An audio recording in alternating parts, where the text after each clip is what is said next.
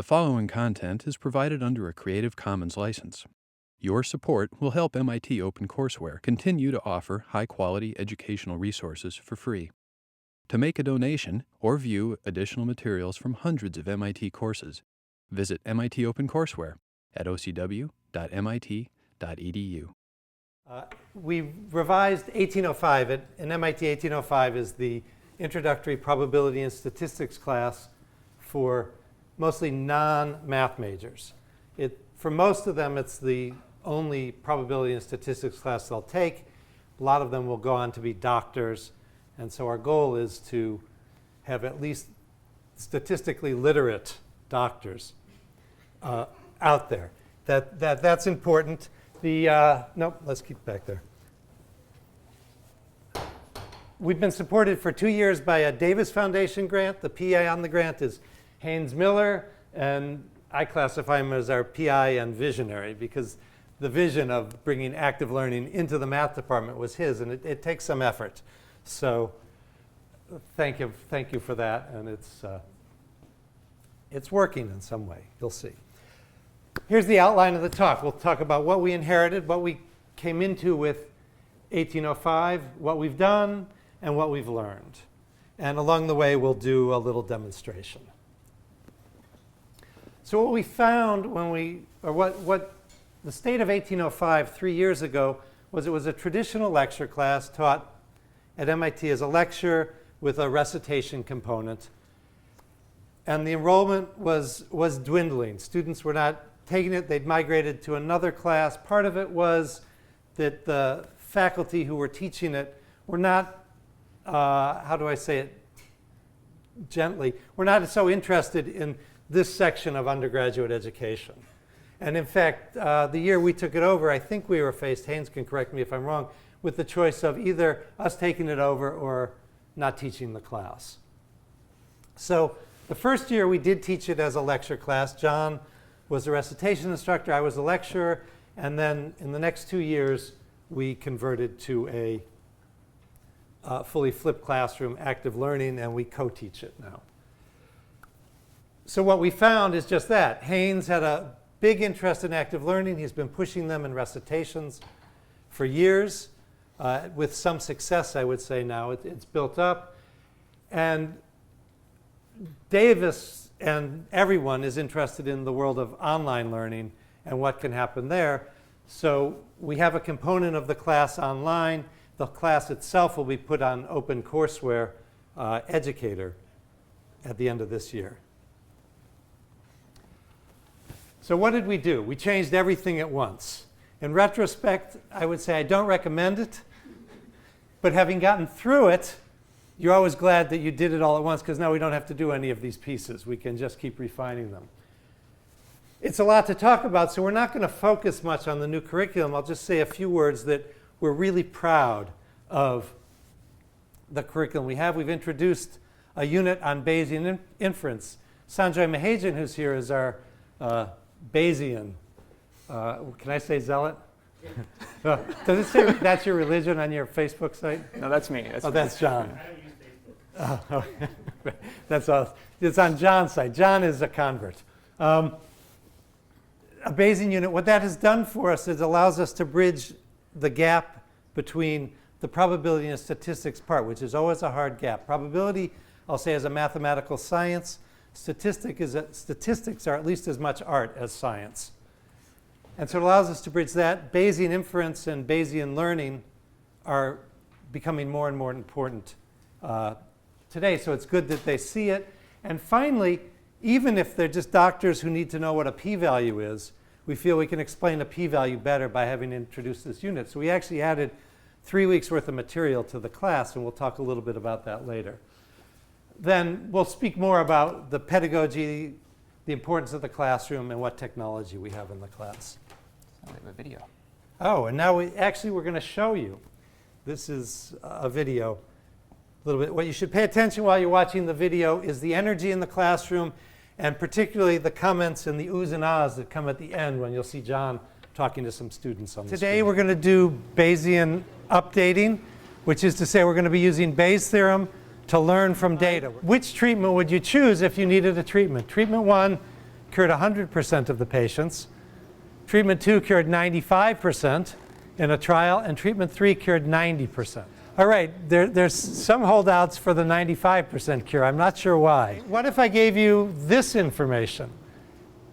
Treatment 1 cured 3 out of 3 patients, that's 100%. Treatment 2 cured 19 out of 20 patients, that's 95%. Or you have a standard treatment which has cured 90,000 out of 100,000 patients, 90%. So suppose in this MIT mug, I have dice of 2 types, 4-sided and 20-sided. I'm going to randomly pull out a die, roll it. All right, I got a 1. Which type of die do you think I randomly chose?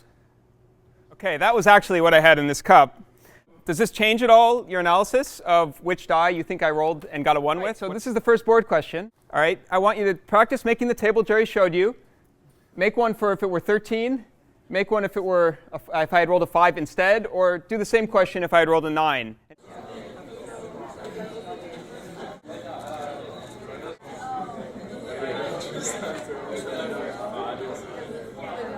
You knew it was a 20-sided die. Yeah. All right.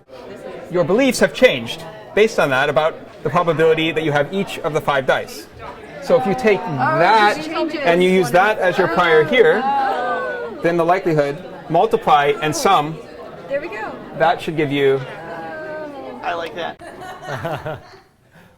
Right, so I've lectured for years. I don't know that I've ever heard of that many oohs and ahs or a statement, I like that, at the end. Sometimes there's a student who nods very enthusiastically. OK, so what I'm going to go through here is just what we do. I'm going to resist the urge to talk a lot about why we like doing it, because that'll come later, and John will talk about that.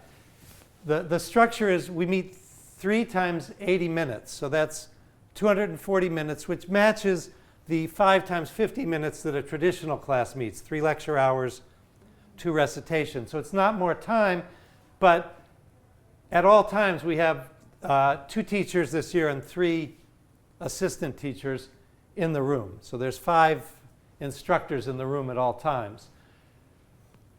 What we have them do, before class, they do some reading. To get them to do the reading, there's reading questions which they get credit for. These are all online. It's hosted on MITx, and they get immediate feedback. They know whether they got the question right or wrong. It's possible to ask lots and lots of different types of questions, although we restrict ourselves mostly to multiple choice and fill in a number type of questions. Jenny French, who's here, has done the same thing for 1803, and she's been more ambitious with the types of questions. They come to class, and we do a minimal amount of lecturing. What gets left out of a math class, of our class, as opposed to a traditional class, lecture class, is we don't do examples. We're going to have the students work examples, and it's much better for students to work 1 example than for the teacher to work 2. We feel this strongly. You saw that. You saw a little bit of lecturing. It was cut. I maybe lectured a little more in the video than you saw. But very quickly, we have them up at the boards doing group problems, as you saw in the video, while the teachers and the assistants are circulating and talking to people and helping them get past stumbling points and assessing what they're understanding and correcting misconceptions. Other components of the class, which you didn't see as much, we have whole class discussions. We'll have them discuss things at their tables in groups. We can operate on many levels of interaction between students and students and students and teachers. We also use a little bit of technology, clicker questions, where we'll ask a multiple choice, usually a kind of concept question, to see if they've understood one idea. And it also allows us to take attendance. And the students see it that way. Once a week, on Fridays, we actually do a computer-based studio where they have their computers. It's the one time we let them take their computers out. And we do it in R. Typically, we're not introducing new material. We're doing more advanced work or simulations that you can do on the computer. And finally, we do have traditional problem sets. They have to turn in the problem set on paper once a week, and it's graded in the usual way. The p-set checker is not traditional. This is something we borrowed from the physics people. SAFE is here, I think, and I think you guys pioneered this. It allows the students to check their answers to their homework ahead of time, which allows us to tell them we care about how you present it, that your logic and your thinking is correct. It allows the students, I can't resist saying this one thing, John, I'm sorry. It allows the students to reflect on the p-sets as they're doing it. One of the things we know is when we turn back a p-set a week later, it's gone cold, they barely look at it to see what they've done wrong. Here they see immediately it's wrong, and they can reflect. Okay, I think now we have an active part of this. John is going to... We believe strongly in active learning, so we got to do some active learning. But really what I want to take you through is how we might envision a particular new concept being introduced to the students. What are the various components and how do they fit together? So Jerry mentioned that we have this unit, the middle unit of our course on Bayesian inference. In the first day, we do a number of problems that involve dice. In particular, at the beginning of the term, we actually give students dice that we expect them to keep with them throughout the term, and we use them to generate data and to do probability experiments, but also just to make something tangible. And so in particular, on this first day, the students will have come in having done reading. Maybe we had about 10 pages. They read, they answer some reading questions. And this introduces them to some new concepts, but doesn't expect them to have mastered it. And then in the beginning of that class that you saw filmed, we had some discussions surrounding these dice. So what you see here is I have 5 dice. This 4-sided, this is a 6-sided regular old die, 8, 12, and 20. So these are Platonic dice. And the question I have for you is as follows. So I actually have smaller versions. I'm going to take them and put them in this cup. All right, I'll shake it around. All right, Allison, reach in and grab one at random. Don't look. All right, hand it to me. Thank you. And then Lourdes, can you come up and be our verifier here? All right, so 4 dice are still in this cup. And Lourdes is going to tell... No, I'll do it in the cup. Okay. So you're going to say what I roll, OK? I'm going to drop it in, shake it around. All right, just say the number. Do not say which die. OK? What number do you see? 4. A 4. Great. So which die do you think I chose? Raise your hand if you think it's the 4-sided die. Let's say which is the most likely. Raise your hand if you think it's the 6-sided. OK? 8, 12, 20. Raise your hand if you think actually they're all equally likely at this point. Great. So this is an example of an excellent opportunity to have a whole class discussion, because clearly you don't all agree. So in our class, since they sit around these tables of 9 people, we might have them say, OK, well, discuss at the level of your table. You know, you're all facing each other. And see if you can come to some consensus. They'll try to convince each other. All right, well, I'm not going to tell you the answer just yet. Let's do another roll. Maybe that'll help. It's the same die. I didn't. You saw it. It's not magic. All right, what did I just roll? 5. A 5. Ooh, OK. So now, raise your hand. Is it the 4-sided die? Very good. 6-sided die. OK, 8, 12, 20. Are they all equally likely? Raise your hand if you still think they're all equally likely. That's interesting, right? So there's been some progress here. Maybe discuss with your neighbors now. I'll give you 10 seconds. All right. This is great. Usually it takes us about a week and a half before we can get people to discuss this animatedly when we do things. They have to learn to trust us. All right, so you've had some discussions. I might call on people to give their explanations, but in the interest of time, let me just flip it a few more times. Now I got a 6, now I got a 3, now I got a 2, now I got a 1, now I got a 6. OK, raise your hand if you think it's a 6-sided die. Wonderful. All right, so you never know in science. You never know. This is statistics. I'm not going to tell you. Sorry. All right. No, that's the difference between probability and statistics. You never know. Right? So great. We've gotten the students to appreciate there's some interesting question here, maybe some intuition. They've discussed it. Next, what you saw in the video was the students at the boards working on problems where they're actually doing computations meant to take them to the next level, where they're not just beginning to appreciate that something's going on, but to actually rigorously mathematically do some computations. And they've seen examples of this computation in their reading. And we're all going around the room, and we're helping, interacting with the groups. And after they do this, they come back together. We might discuss the solution. Maybe there'll be some clicker questions involved. And they'll still have, on Friday, the studio. In the studio, they might use perhaps we've written a script that simulates this rolling of the die and updates the prior to the posterior about which die it is. And then they'll experiment with different situations with the simulation or changing some component of it. We don't expect them to be experts in R, but we expect them to be able to understand code we've written and modify it in some way to build their conceptual understanding. And then they'll have a problem set. The problem set will ask them some questions that build further. And there'll be exams and so on. So that's the sort of trajectory of seeing a topic, sort of building up your level of understanding. So now I'm going to say a little bit now about the why. So Jerry told you the what of what we do. Here's a little bit about why we do it or what we've learned from the experience of doing it and what we like.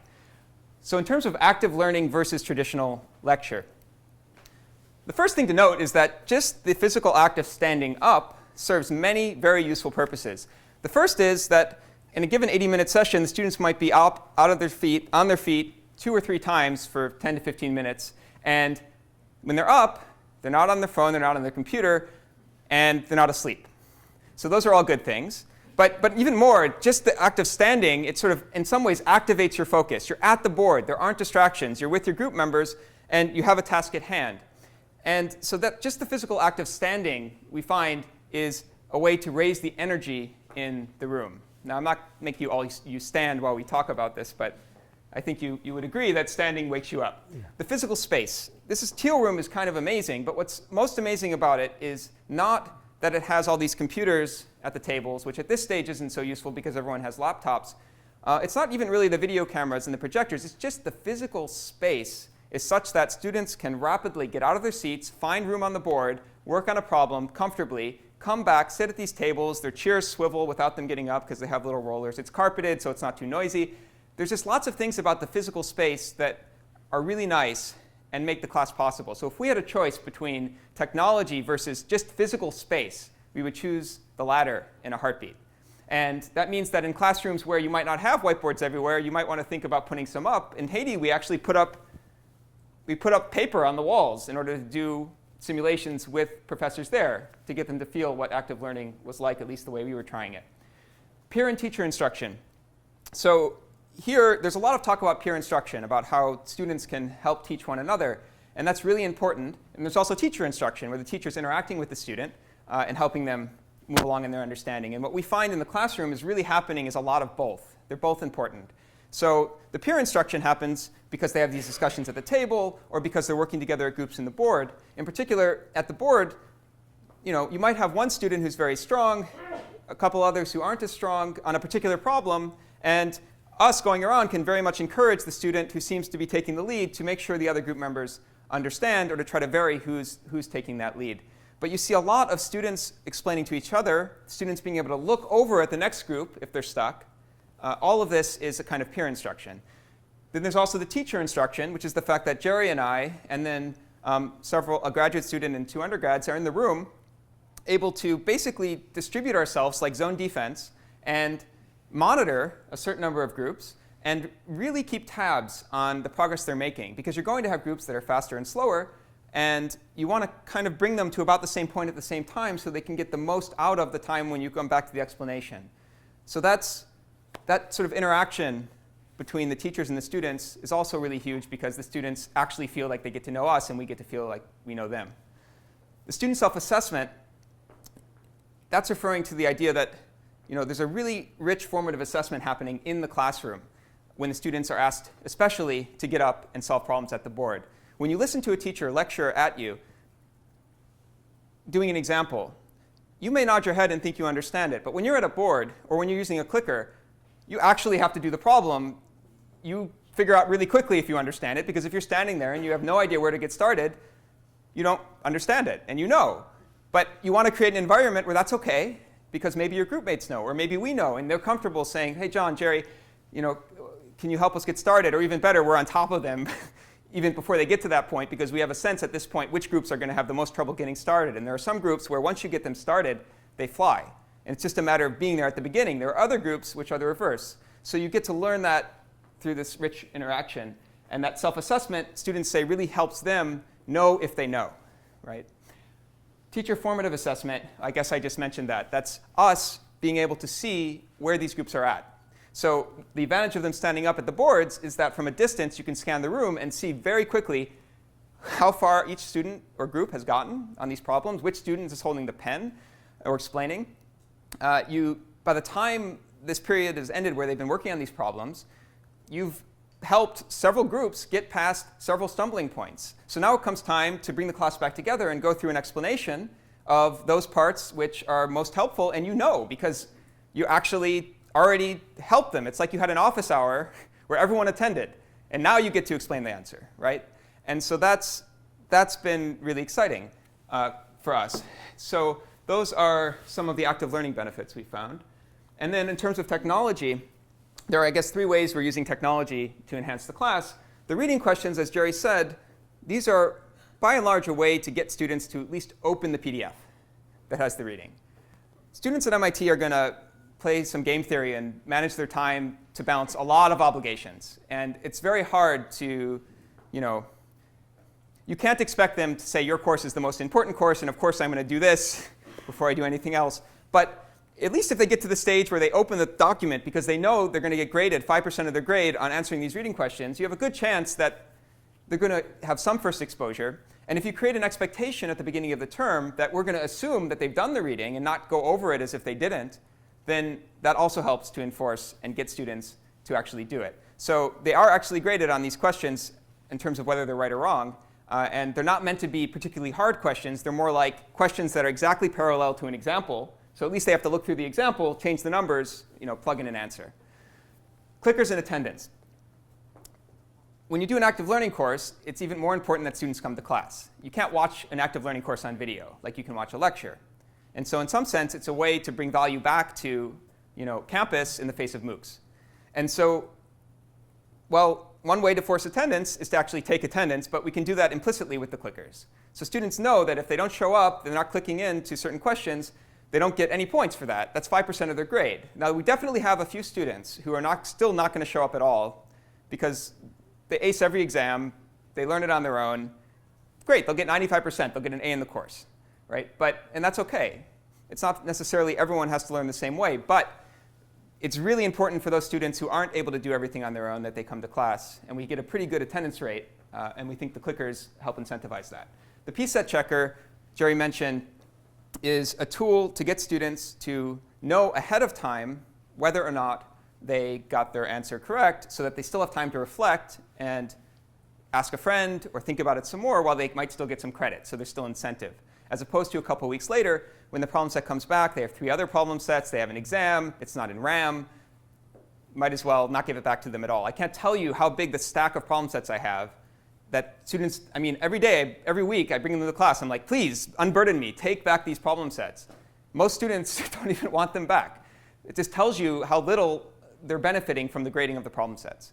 And I think this tool in particular transfers very broadly, very easily. It doesn't have to be a math class or a physics course. It just has to be a course where there's some way to do some assessment of, or some way to evaluate if a student has made progress.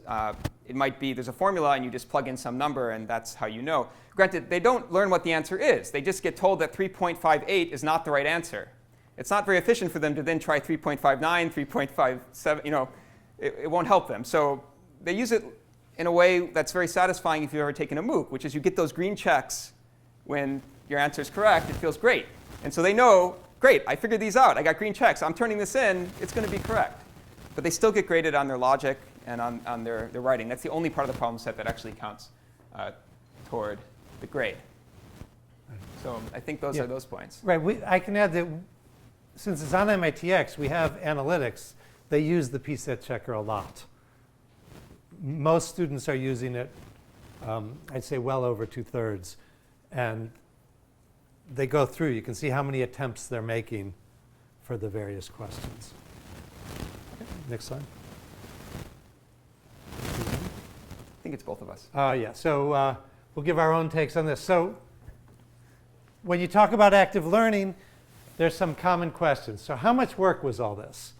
The answer was an unbelievably large amount of work for us. But part of that was we changed everything. So it's hard to say what it would be had we taught this as a lecture course for 3 or 4 years, had we changed our curriculum and added the Bayesian unit before converting to an active learning class, had we not been so ambitious in using the MITx platform. It would have, all of those things would have lessened the work. But I think you can say it's still a lot of work to convert from a lecture to a active learning format. For one thing, there's no faking what you're going to do in an active learning format. We have slides. We have to have questions, well thought out questions ahead of time. You can't pull examples kind of out of your hat the way I would never do, but I've heard that some people do when they lecture. How much are you able to cover? This is also a typical question. How can you cover as much? The answer is we find we can cover at least as much. I'll say a little more about that. You're cutting out examples. You spend a lot of time in a math class working through examples. The students are doing the examples, so they're learning the material better than you're doing the examples, and that time is, from your doing the examples, is saved for them to work. In terms of 1805, it's a little hard to measure. We know we've added 3 weeks worth of material to the class we inherited. It's possible that the class we inherited was under-ambitious, and we could have added that in a lecture class. We know we cover the first unit, the probability unit, in I think 5 weeks instead of 7. 5 weeks instead of 7. And they do just as well on comparable exams. So I feel safe in saying that we can cover at least as much material. We are, more of us you spend more time in the classroom because as a teachers, we're in there for all 240 minutes. None of it is pawned off on recitation leaders. It might be interesting to know whether that's really necessary for all the teachers to be there all the time. Do you have anything to add to that, John? Well, I think for us, one thing that added a lot of work was that when we decided to change the curriculum, we realized there was no textbook that taught what we wanted to teach. So we wrote the textbook. And that takes a lot of time. Yeah, that was in November for a class that was starting in January that we finally decided we had to throw away the textbook. Right. So in the end, we wrote these materials, but I can say that the students really appreciated that the reading they were doing was very targeted. It told them the objectives, exactly what we expected of them, what kinds of problems at what level. And so it turned out to have other benefits we didn't foresee going in. And then in terms of how much you're able to cover, like Jerry said, we gave basically the same we gave exactly the same first midterm 3 years in a row. We're not going to give it a 4th year in a row. No, we added one question. Plus one question. So because we gave the exam at 7 weeks, the first time we taught it, that was just the probability unit. The second and third time we taught it, so third time is right now, that was the probability unit plus like a week or 2 of more stuff, right? So it had one more question, like 6 instead of 5 questions. And if you remove the one more question, they actually did as well or slightly better compared to the first year. And if you include it, they did pretty much the same. But you have the same amount of time to take the exam. So it's a pretty concrete measure that they did better. Now, we don't know that that's because, in part, we actually understood a little more statistics and could explain it better the second time around. No, this was just probability. But, we understood we did understand probability. Yeah. OK, that was good. So, yeah. We should say, so neither of us are statisticians going in. We've learned a lot of statistics, and particularly how to teach it. I don't think at a mathematical level the statistics we're doing is terribly hard, but we all believe, I think, as teachers, that the more expertise you have. So Sanjay, who I mentioned earlier, does know a lot of statistics and has been consulting with us and been a tremendous asset in getting us up to speed on this. Question. Mm-hmm. How did you know that the students didn't cheat, for example, and have access to the previous year's exams? You ask a really good question, but I think you can infer that from reading their papers. If you read the papers, students are not getting everything right. And by the way, we did change the wording, the topic, yes. the numbers. Yeah. I mean, we didn't leave it so you could just put the same answer, certainly. Yeah. And doing it a third year was kind of stretching the limits of what you're exactly asking. We don't want to. We won't do it again. No. I will say this, and I often get into a discussion about cheating, which is I could give, I know from lecture classes, and maybe Arthur will verify this, who's sitting there, Arthur Maddock, who's done a lot of lecturing. I've seen when I teach recitation that I can tell my students, the teacher has given you practice questions, 3 of them will be on the exam, 2 of the questions on the exam will be just small changes of this, and I still know that many students won't find time to do the practice exam. I think it's kind of a myth. If they found my exam in the copier, well, actually, most of them would return it to me. But someone might cheat. But the effort of going to try to do something like this without being certain that you're going to be getting something that's going to be on the exam, it just doesn't happen that often. So I think now, if it comes out that we'd give the same exam year in and year out, people will look at it. But so we won't do that again. What is that? Oh, other observations. This is kind of the psychological observations. Active learning is a lot more fun for the students. You could see even in that video, when they stand up, there's a lot of energy in the classroom. You could hear the buzz. People are not sleeping. Co-teaching, if you can do it, is tremendous fun. I can't get away with anything with John standing there. I'm a little more generous to him. I let him make mistakes. Students like getting to know their teachers. This is a really important value at MIT. A number of students graduate from MIT without knowing enough teachers well enough to get 3 letters of recommendation. Here, we're walking around, we're meeting them. Both of us like students and like talking to students, and they appreciate it. They do get to know us. We have to write a lot more letters of recommendation than we ever did before. There's a downside to everything. The students like the targeted reading. In fact, Glenda Stump, who is with the Teaching and Learning Laboratory here and has done surveys of our students and interviews with our students, the report, and this was interesting to us, they like the reading more than they like watching videos. Videos take longer. The targeted reading is just what they need to know. We're telling them, this is what we expect you to learn, and it doesn't take as much time as a video. And finally, students really love the PSET checker. It gives them a very comfortable feeling.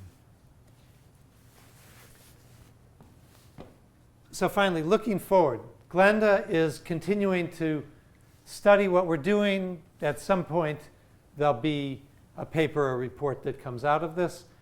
The course will be on OpenCourseWare and the OCW Educator, where we'll give, well, it's being videotaped here, so this talk might show up on OpenCourseWare Educator, to tell other teachers about what we're doing, as well as present the course materials. And finally, and this is important, we've overstaffed the class in the sense of what the budgets will really allow. We've had a Davis Foundation grant that helps with it. The math department has supported it. We have to move to a more traditional staffing. So actually next year, I'll teach the class by myself without John's help. We'll see what we do. I'll have to learn how to do these sort of demos because we leave that to John. And with just undergraduates and maybe a graduate student in the class. This year, John didn't say it, but we have actually another instructor who's a statistician in the class with us, Peter Kempthorne, at all times. And then equally important for a project like this is making a transition to the next teacher. We're going to have to convince someone else that they want to teach like this and they want to do it. Part of our strategy will be, after 3 years, to have such a compelling set of materials that is so easy for them to use that it won't feel like as much work. So that's what we're looking forward to in the future. Finally, come visit. We have had visitors. We like it when people come to visit. If you send us a note, we'll tell you what's a good day to visit. If not, you can take your chances and just show up. We're in the basement of the Status Center in the Teal Room, which we should have mentioned. This is in part an outgrowth of the physics Teal. It's a huge room. There's plenty of space, so yeah. You don't have to worry it'll be full. Yeah, but you saw in the video. It's a big room. Stata, Tuesday, Thursday, and Friday at 1 to 2:30. Come for all or part of it. And I should say that Tuesday and Thursday are really the days, our sort of standard flipped days, and then Fridays are when we do that studio with R, and they have their computers. So it's a bit different. And of course, some weeks they have exams, so you might not want to come on an exam day. That won't be as interesting. So you might just let us know when you're going to show up. What's the size of the enrollment? We have about 60 students right now. The room could comfortably hold, I think, 90 people. So the class actually had about 31, 32 students 2 years ago when we took it over as a lecture course. Yeah. Last year, that bumped up to the low 40s the first time through as a flipped, and now we have 60 or maybe 58 the second time through. So we're hoping that's, we can keep that going. Mm-hmm. Yeah. Okay. Yes. Do you find that it's more work to teach the class? Yes. No, I find it's less work once you're in the class. If you have the slides prepared and you spend a lot of time walking around just schmoozing with students and working. No, it's not. It's easier. It's more energizing. I'm never tired when we're done. I never feel that I've just droned on for 40 minutes and not modulated my voice at all. So it's not more work to teach. It's more work to prepare, or I should say you have to be fully prepared. There's no thinking about, what is this topic on the way to the lecture and giving the example and being confident you'll be able to work it out the next line before you get there. My department, we don't have the body to staff like this, no matter how much money we have. So I guess I'm wondering, how does the need for staffing scale with enrollment if you had 90 students? The physics department has been doing this for a lot of years. They have one instructor in the room and typically a lot of graduate students who would be teaching a recitation otherwise. So you can staff it in that way with one instructor and graduate students. Undergraduates, good undergraduates are also very good. It's a little harder to find students who are free Tuesday, Thursday, and Friday. I think maybe next year, because Friday is just the studio and there's less of a need, they do less on Friday. If I get students just on Tuesday and Thursday, we'll do it. But there's a lot of very good undergraduates who are quite helpful. I guess a lot of the grading is automatic. Is that the only thing? No, It's not automatic at all. The P-sets are graded by graders on paper, undergraduate graders. That's the same as if we taught it as a lecture. You have to hire them. It's easier to find graders because they don't commit to being in a certain place at a certain time. Hi, I had asked you this at lunch. Did you get feedback from students that helped you refine it or make you think about the things that maybe weren't so good or things that were especially good? Yes. So the first year we did the studio in MATLAB, and it's not MATLAB's fault. It's not MATLAB's fault. It was our fault. It was really tedious. We did a lot of tutorials on using the software. And so it was click here, click there. You have students at very different levels. MIT students are very good. If you show them a program, a script. We don't write complicated scripts with a lot of logic. It's typically just a series of commands that you can get out of this. They're able to see what's going on and use it. So it's based on feedback from them. Part of it is just being in the room and realizing how dull it was, but also from talking to students. We changed that. What else? We did get feedback on others, but I'm forgetting. Well, we got feedback that it's good to have the full week's materials posted before the week starts, which was really challenging the first year because we were often writing it at that exact moment. This year we've corrected that. Yeah. As far as using the software, I think exactly what Jerry said, plus I'll add that we had to think, we thought more of what our goals were with them interacting with the software. And really, it was less about making them experts in using MATLAB or R and more about leveraging the software as a way to increase their understanding of the material. And from that point of view, it's not quite as necessary to have them build up complicated things from scratch, but rather to be able to understand something we've written and well enough that they can change components, play with it, visualize things. Yeah. And so we've really moved in that direction. And also, another piece of feedback we got was that students really appreciate real-world applications, especially a lot of them are pre-med. They want to see medical research papers. They want to see data that speaks to them. And so Peter Kempthorne, for example, has a background in the financial world. So he's helped us create some studios centered around stock moving, stock prices moving around. The one we created last week was a studio where basically they used two-dimensional Bayesian updating to simulate looking for Malaysia Flight 370 under the Indian Ocean by putting a sensor grid. And it was found the next day, or they got that ping. That's right. Right? So there they have this, they're not going to know how to make this like sort of heat map representation or a contour plot representation of the posterior of updating based on what sensors detected and so on, but that's okay. We can instead give them the framework, they can play with it. We can say, well, what happens if instead of the black box being right in the middle of this grid of sensors, it's up here? And then they realize after playing with it, oh, actually it takes longer to converge, and at first the probabilities sort of spread out this way, and why is that? Oh, because it's about the same distance from left to right. Those things were coming naturally to them. It didn't mean they had to understand how to do complicated syntax, but it was a benefit of getting these visuals right away, being able to play around. Right. So, Relevant to what it was of interest to them as their field or something. well, in this case, it was relevant to the New York Times report the night before, which said that they were deploying sensors behind ships. So we talked about how would you modify this to make it more realistic based on what they're actually doing, which isn't so hard. And they got the idea, hopefully, that this stuff is useful. So these are details. I think part of the point is we're always getting feedback from the students, because that's part of what happens in a classroom, the kind of formative assessment John mentioned. One of the things we've done, and it differs from what Teal does, is a question is how long do you let them work on a problem?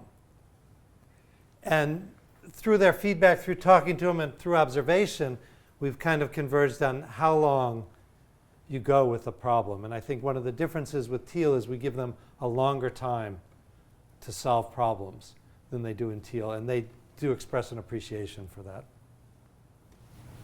How did you learn to work effectively in the Teal classroom? Did you observe others? Did you have special training? No. We went to Peter Dermashkin's class. We talked with Peter. The night before our first, or the day before our first class, we went into the room and we rehearsed it down to the minute. And then we just sort of tried it over and over again. We were lucky. The first day, partly I think because of the rehearsal, was so successful. Haynes, you probably remember how high we were flying after that day. And so The level of preparation quickly deteriorated. No. We don't do it down to the minute. We're more confident in 10-minute intervals, but we're well prepared. The room itself is, there's a little control panel. You just need to learn how to make the screens go up and down, or make a video camera go on or off, make the lights go up or down. It's not that that's challenging, but it definitely took a lot of trial and error to optimize what's the best way to use those technologies. And that was experimentation that kind of we got better as we went. Yeah, I don't think the technology was as much, but things like how long do you do a problem? In the first year, I'd be off in the corner talking with students, and John would come and say, it's been a long time. It's time to stop. And I think maybe it happened in reverse on occasion. Yeah, and it's a really common problem with active learning is that you do have groups that will go at different speeds. Yeah. One advantage with having enough staffing is that you can try to target those groups, get people to about the same point.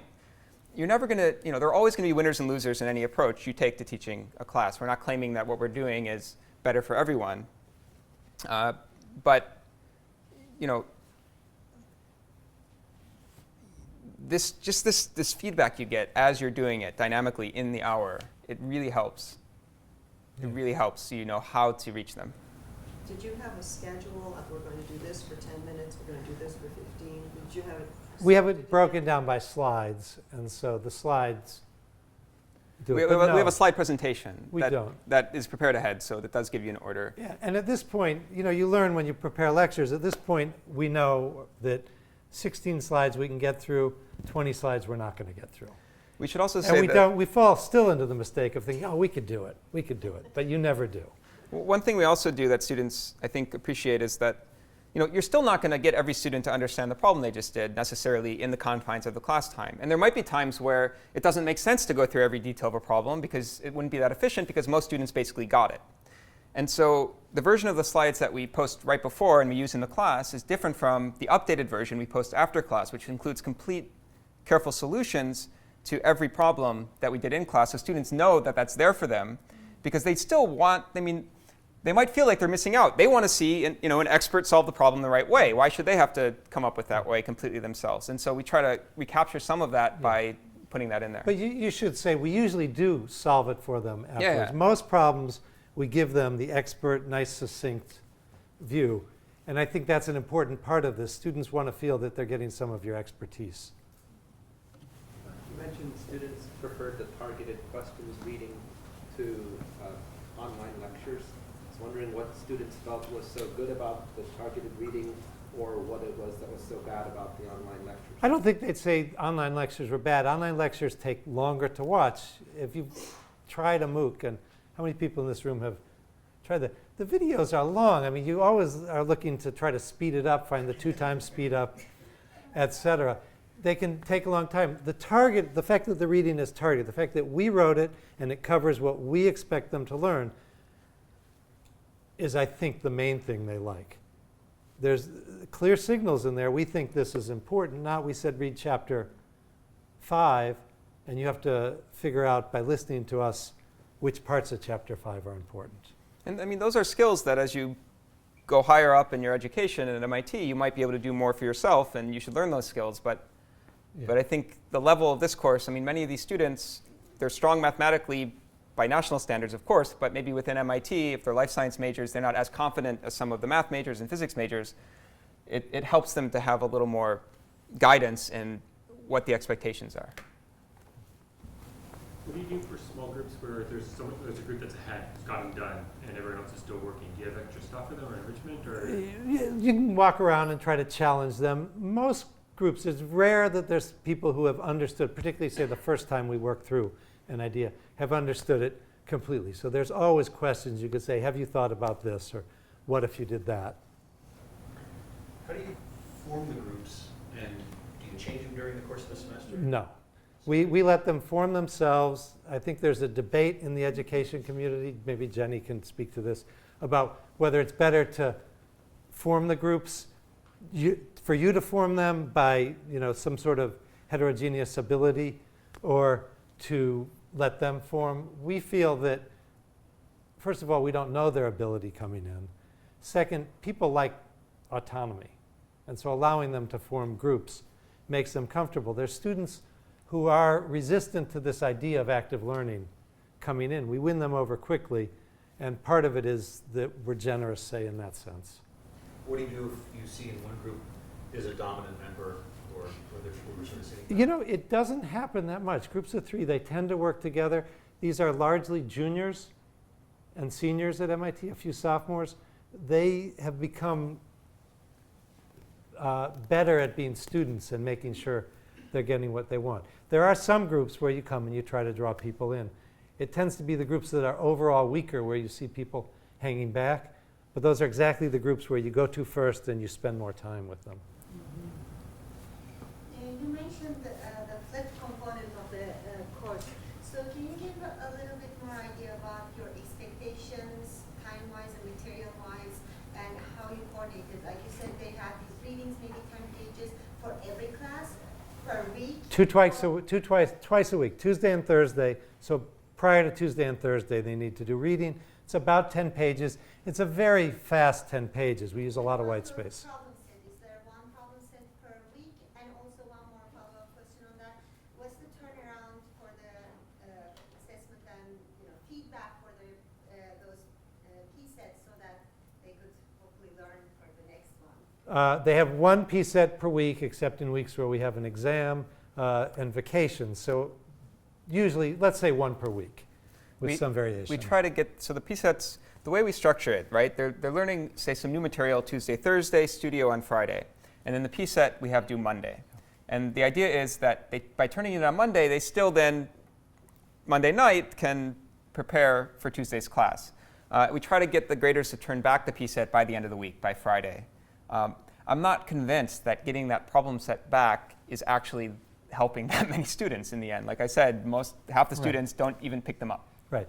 But it is nice for the students that want it. So it's been good. They get it, the graders get it back by Friday. Oh, yeah, the graders have done that. Usually, like how many questions do you expect them to work through that P set?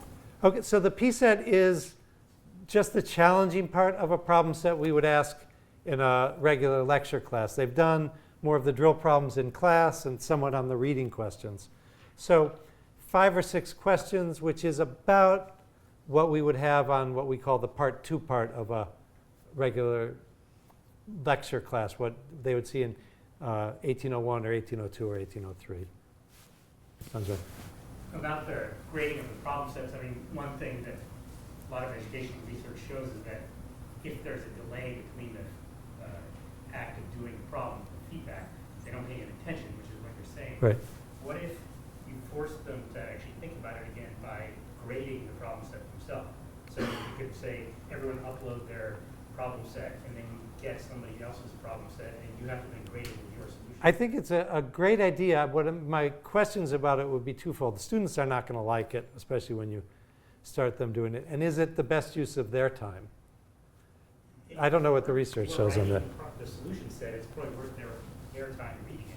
Otherwise, Oh, I see. If they have to grade, they have to read our solutions. yeah. And really understand them, and, Right. and also learn what counts as a good argument and what doesn't.